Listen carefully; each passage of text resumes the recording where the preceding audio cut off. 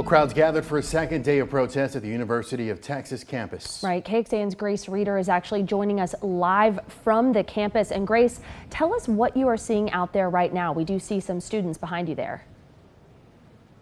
Yeah, that's right. As you can see behind me, only a couple dozen students remain here. Earlier today, there were hundreds, some pro-Palestine, some pro-Israel, and others just supporting their peers' ability to protest in the first place. In solidarity. Hundreds of University of Texas students again gathering on campus Thursday in support of Palestine. A much different scene than the one that played out the day before, where protesters clashed with law enforcement and police arrested dozens.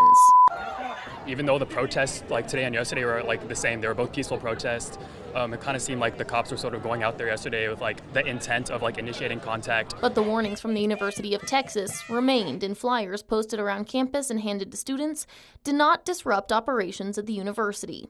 In a statement, the University of Texas at Austin said, quote, 13 pro-Palestinian free speech events have taken place at the university largely without incident since October. In contrast, this one in particular expressed an intent to disrupt the campus and directed participants to break institutional rules and occupy the university, consistent with national patterns. Some counter-protesters at Thursday's event showing support for Israel said they appreciated that response from their school. I never thought we'd get to this stage in America. I'm terrified. Genuinely, this is very scary. Scary times, it's sad. But I think the school's doing a great job, and the governor did a great job responding to this yesterday. Others saying they want a space to be heard, and they felt today was a much better display of that. The core emotional response of just having empathy for seeing people dying overseas is there, and it's a good thing, and I'm glad it's being fostered. The University of Texas also expressed concern about, quote, outside group presence at yesterday's protests. They said roughly half of the people who were arrested yesterday were not affiliated with the university. Back to you.